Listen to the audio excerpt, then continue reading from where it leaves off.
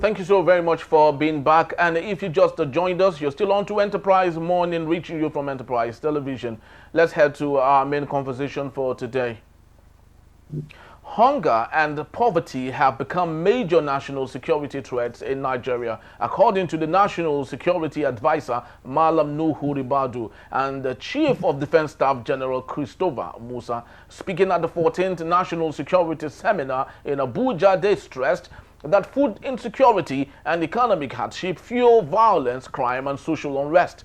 The NSA noted that President Bola Tinubu's administration is tackling these issues through agricultural reforms, social investment programs, and enhanced security efforts. Tinubu at the event flagged off the deployment of 2,000 tractors under the Renewed Hope Agricultural Mechanization Program to boost food production across the country. General Musa, represented by Rear Admiral Ibrahim Shatima, highlighted that insecurity now stems not just from armed conflict but also from economic deprivation and dislocated communities. He pointed to disrupted farming activities, especially in Benue State, as a driver of inflation and displacement. He urged urgent investment in rural agriculture, youth engagement, and community vigilance, stressing that farming should be repositioned as a noble profession to counter rural-urban migration and food security.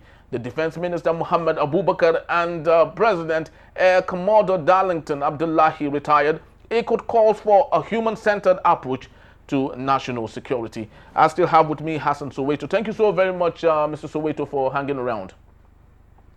Yeah, you're welcome, sir. All right. Can you hear me?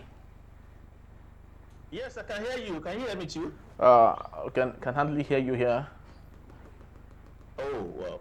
All right, so we're trying to get things all sorted out. We still have Hassan Soweto. You can hear me now? Yes, I can hear you. Okay, beautiful. So let's get talking on this particular matter.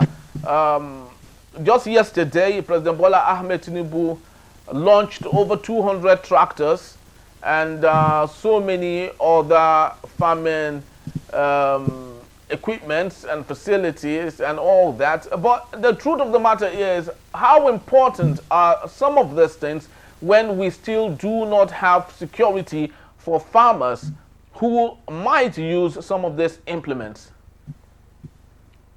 Okay, thank you very much for the question. The first thing I'd like to say would be to commend the NSA for at least recognizing what many of us have been saying over the years, which is that the socioeconomic crisis plaguing the country is inexorably linked with the rise in insecurity.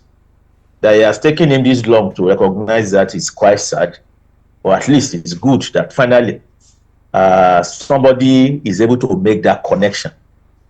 Because over time, the Nigerian government often takes insecurity and crime as something that is divorced from socioeconomic reality.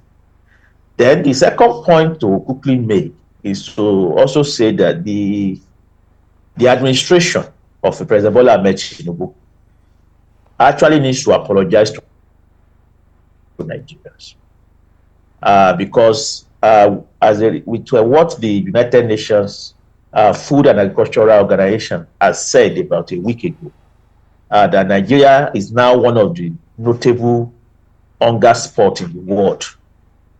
I think that confirms what we have been saying, that the net consequence of the neoliberal policy of subsidy removal, of naira devaluation, and others that President Tinubu embarked upon as soon as he came to power 2 years ago, that the net result will be hunger and hardship. As you know, myself and many other Nigerians, we have been marching consistently on the streets since early last year under the banner of enough is enough to hunger and hardship. That United Nations FAO pronouncement actually confirms what we have been saying, and it's an indictment on the Bola Tinubu administration for which the administration actually needs to issue a public apology to Nigerians. Because what has happened is that they have plunged the country into far greater hunger and hardship than it has ever experienced. That's the second thing I think I need to quickly spotlight before going fully into the conversation. Now, the president has announced a number of measures to begin to rebuild agriculture. And you are right to point out that how efficient can this be, given the fact that the areas where insecurity is most endemic in Nigeria today are actually the food basket of the nation, the Middle Belt region. Those are the areas where insecurity has become very endemic. Banditry, kidnapping, and all kinds of crimes. Many farmers are unable to go to their farms to plant. And even those who are able to go to their farms to plant during practices, sometimes they are not able to go back to harvest. Something which means therefore that Nigeria is actually losing tons of food crops every year as a result of insecurity. That's aside from the ones that cattle would trample upon and eat up. But the mere fact that many farmers do not have access to farmlands because of the raging security means that tons of food are being lost in this country annually. Something which could have helped at least to keep down food prices if farmers are able to access these farmlands. The other point, which also is linked to insecurity, is the flooding, the annual flooding that has become a recurrent decimal in this country. That also is having a big effect on food prices, and it's directly connected.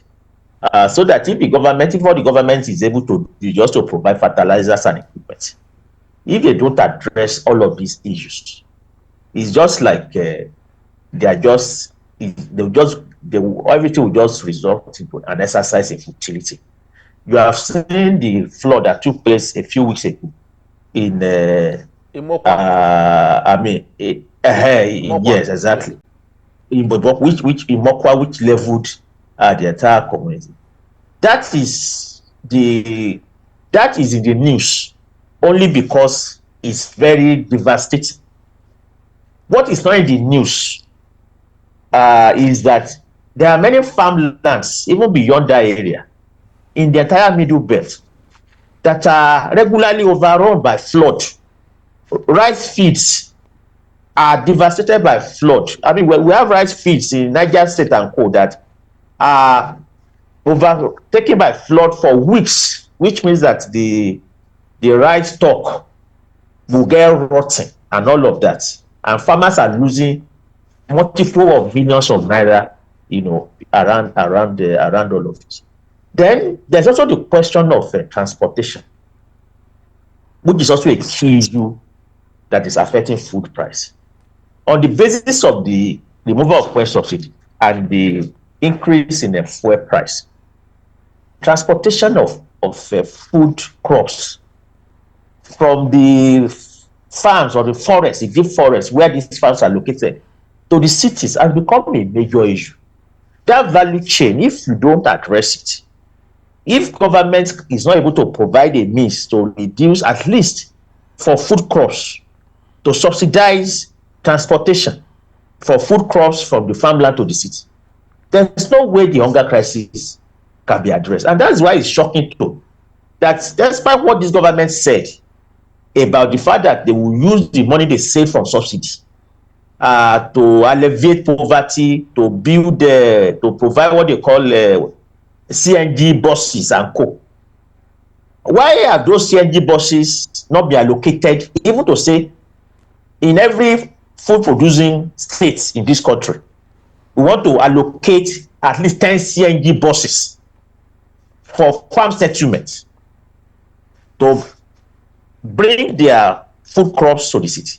Because if truly CNG buses are cheaper options, so it means that if you devote that to some farm settlements, you can ensure that the food crops that comes from those angles will arrive at the markets at a price that is far lower, than what is happening elsewhere, and that can begin to ascertain the effect. But those things are not being done, and that raises the question about all of this, whether or not any money has actually been saved, and whether if money were actually saved, they have not also been stolen. In fact, what should be talking today in Nigeria today is that after 2 years of fuel subsidy removal, and we have not seen any elevation of poverty through the so-called savings from fuel subsidy, there must be a probe of how these savings have been spent, including the portion that has gone to the different state governments. Because it's not just in the hands of the federal government that these savings, is deposited. They have also used some of these savings, according to them, to shore up the FAC allocation to the state. So many states now are getting like 100% more than they were getting 2 years ago as FAC allocation because of subsidy removal. We need a special probe on this. Because if we are not seeing the effect, but one of the areas I thought could have seen the effect is even dedicated CNG buses and support, to farmers and to farm settlement. That is not happening. So that at the end of the day, you realize that it's not just the security that you are spotlighted as something that needs to be addressed. If the problem of hunger is to be, resolved, there are other, issues and areas that are equally to be addressed. You cannot address insecurity alone if you don't address the issue of transportation, if you don't address the issue of annual flooding, because even where you don't have a security region, the flooding alone itself, and this is not just a case with Nigeria alone, in many African countries today, climate change and flooding is one of the major reasons and factor behind food crisis and the hunger. It's just in Nigeria, security has now added to it to make it worse. So therefore, we need policy instruments that are cultivated and dedicated for the purpose of addressing all of these angles. And I think that what the NSA, or I don't know who said about having woman-centered security response, is also very vital in this. Because one of the things that NGOs, CSOs, including the likes of Amnesty International, have been saying for so long since the war against the insurgency and co started, is that the Nigerian government and the military, are actually committing egregious human rights violations alongside this war insurgency.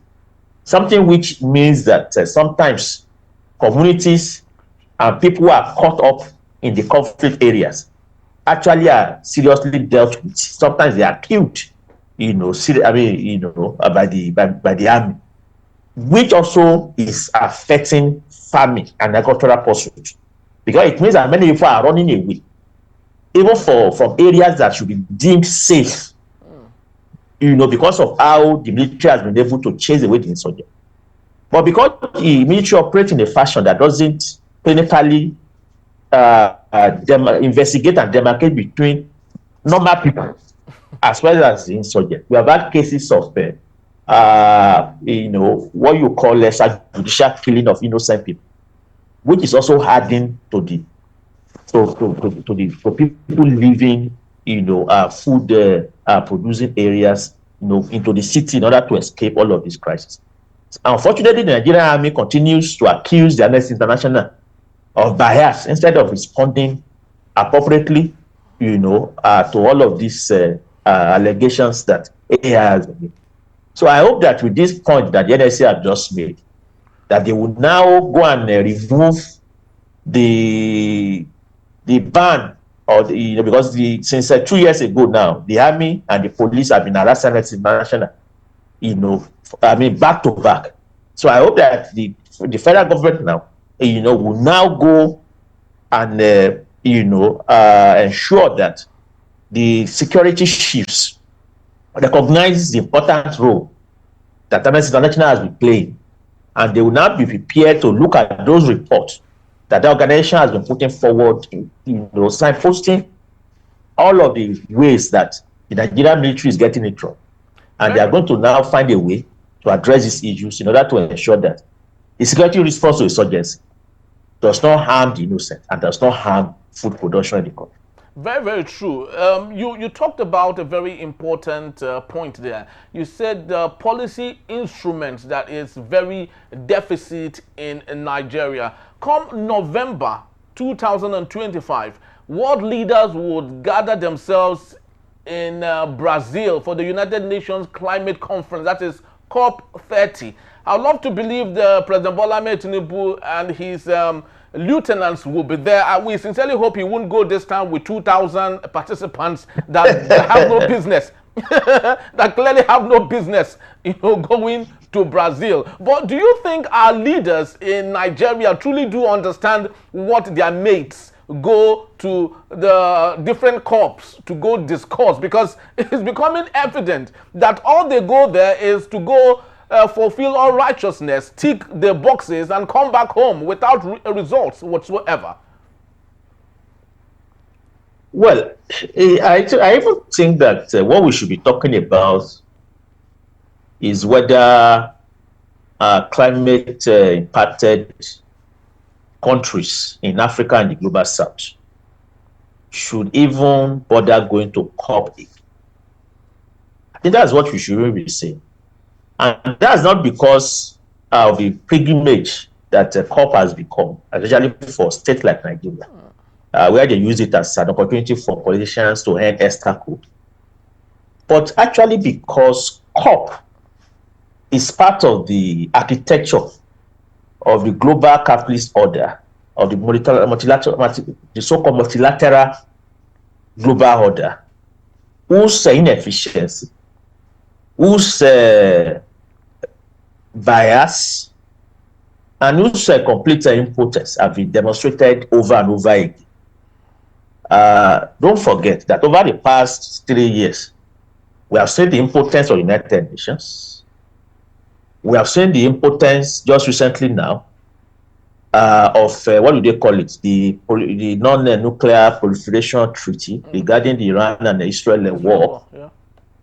We have seen the impotence of WHO when it comes to fighting diseases and when it comes to the lack of appropriate vaccines in Africa.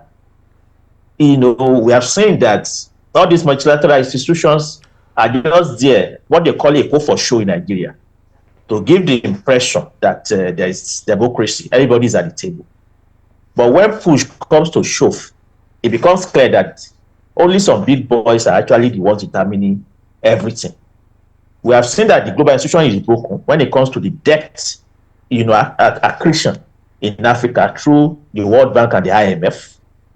And when it comes to COP, it has become an annual ritual that doesn't address the needs of climate impacted countries and communities. Or is it in the fact, leaders? what they are pushing at COP now? Is it that the leaders of the global south, which Nigeria is amongst, are not really negotiating well? Because Nigeria is the largest a country in Africa in terms of population. We should be at the head of the table and speaking truth. But when our leaders do not understand why they are there, don't you think that's the reason the global north would, of course, disdain the global south, which Nigeria is amongst?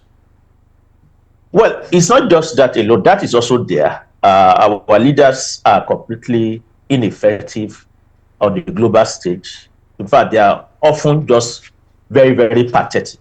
And I'm not just talking about Nigerian leaders, African leaders as a whole. It's a shame, really, when you attend all these global institutions and their annual conferences. As an African person, you would be ashamed to call yourself an African because of the kind of representation that our leaders actually put forward at such levels. I mean, you have just had last year, in the aftermath of the protest in Kenya against the finance bill of President Ruto, how a finance minister in Kenya actually spoke about the kind of shameless way African finance ministers are treated by the IMF and World Bank anytime they go to seek for loan. I mean, I can't go into it, but there's a video made the rounds last year. It just shows that African leaders are treated like schoolboys because we often go cap in hands to beg for arms when actually, given our size, but also given the fact that the resources from Africa is actually what moves the entire world today. We ought to be assertive, defending our sovereignty, and actually demanding, justice for our people. I'm not just asking to sit at the table, but also putting up policies that we think are going to be beneficial to our people, and rejecting policies that are not going to be beneficial. That was the kind of representation that Africa's leaders, in the period before and after, independence, put forward on the global stage. Yeah. African leaders speaking at United Nations were respected because they were often speaking from a point of vision. These were ideologically minded leaders who knew where they were going, who knew why they were in government. They may not even be socialists like people like us, but they were patriotic African people who would not allow anybody to ride roughshod over them. But today, where you're having the likes of Wike, and I hope that they will not sue me to call for defamation, but if it does, fine. But as far as I'm concerned, it's a representation of everything that is worse with capitalist leadership in this country. When you have the likes of Wike, at the helms of affairs, then exactly, what kind of representation that are you going to go into? And that is on one part. The second part is that COP itself has actually become a COP of fossil fuel emitters, a COP of multinational companies, a capitalist COP whose interest is about managing the climate catastrophe in such a way that those which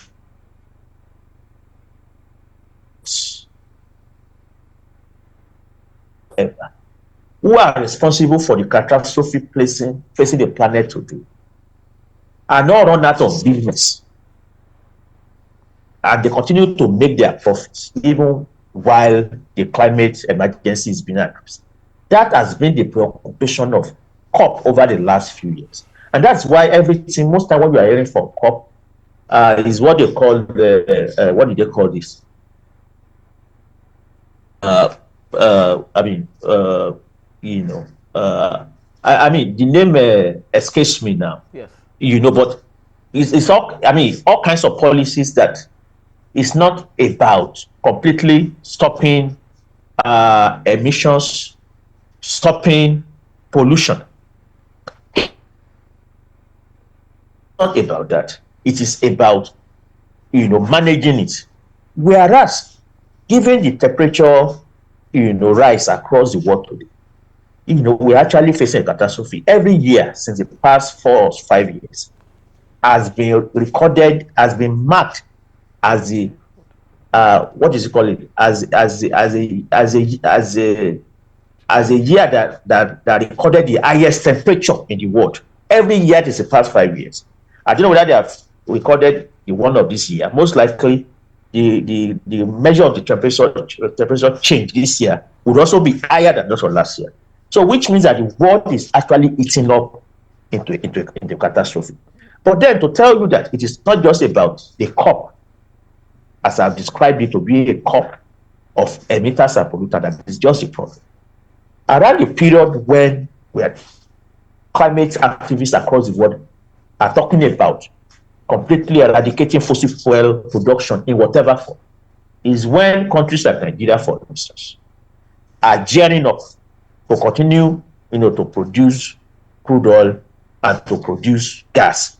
Gas flaring is still going on in Nigeria today. In fact, in Niger Delta today, the law has been done in such a way that you are allowed to flare gas so far you are prepared to pay a certain amount per a meter of the gas you are flaring to the federal government account. And the amount is so ridiculous that oil companies can easily pay that money to the federal government and have their way. Because it is actually cheaper to do that than to stop gas flaring.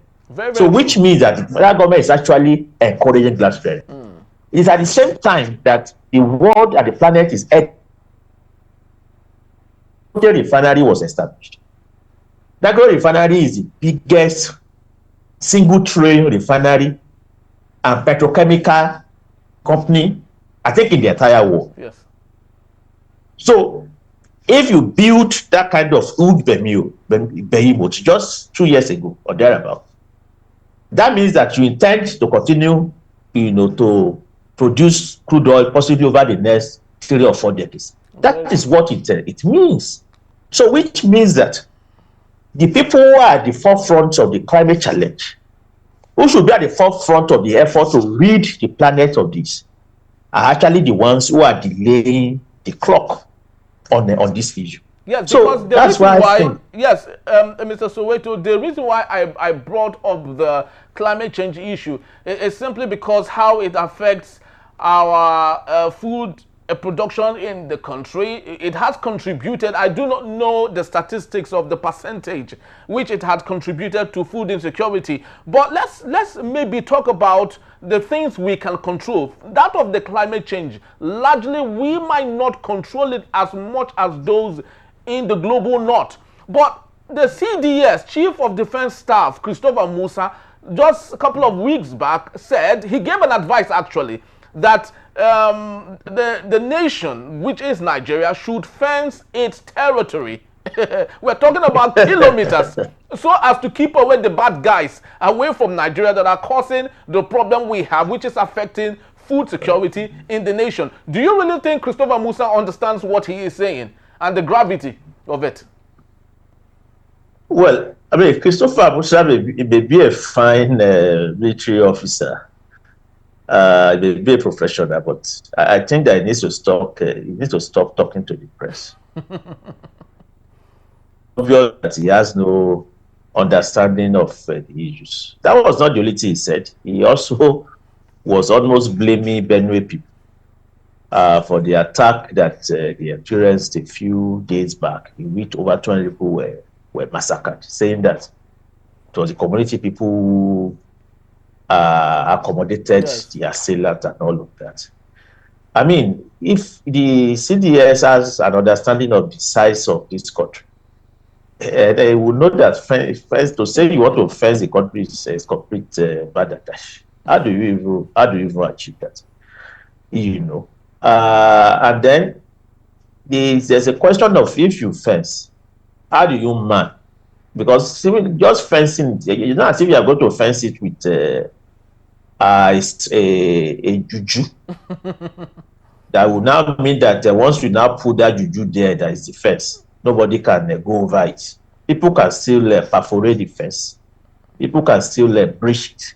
So because even the United States, yes, because even the United States, with all the money they have and the intelligence they have, their fencing, according to Donald Trump, is still not working, because immigrants still make their way to the U.S. So how much more? Donald Trump did not even fence the entire U.S.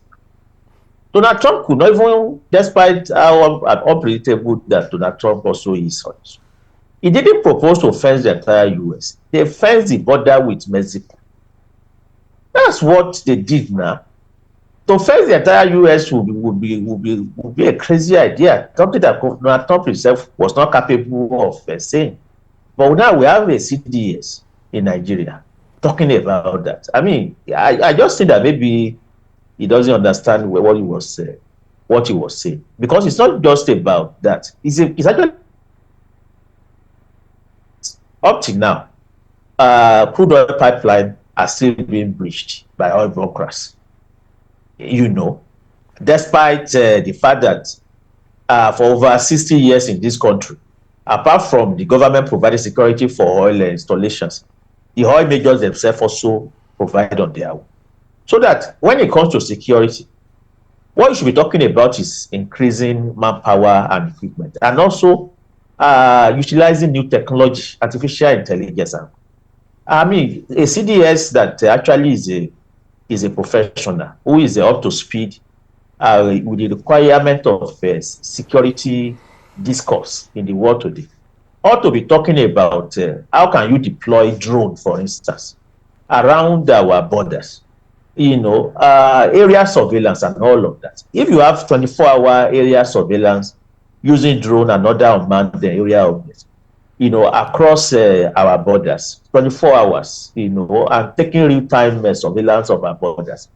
That would provide a more effective barrier to incursion than this idea of fence. Because again, like I said, if the fence is going to be built with cement and block, then actually what effective barrier can it hold for insurgents and for criminal elites? Very, very true. We can't overstate some of these things because they are real truth. But unfortunately, we have an administration that puts the cart before the horse. As much as we congratulate President Bola Tinubu for providing farm implements and equipment, the truth of the matter is it is worthless if those equipment cannot be used in the farms by those who would use them because of the fear of going to their farm and accessing their farm and being met with bandits and lots of other people who have laid ransom as the only antidote to get their crops out of the farm and so on. So I would love to believe that the federal government should do the most important thing, provide security, ensure that our farms are safe, then bring the equipment which would ensure that there's food available for all Nigerians. Thank you so very much, Mr. Hassan Soweto, for being here. We truly do appreciate your time. Thanks for having me. All right, and just to let you know, people, Hassan Soweto is the National Coordinator, Education Right Campaign. That is just about the time we have. Thank you so very much for being here. Please do well to visit us. You can actually read up on everything we have said today when you see us at enterprisetvnews.com. You may equally rewatch this when you visit us at Enterprise TV7. I am Henry Igwebike. Thank you for watching. We'll see you tomorrow. Bye-bye from us.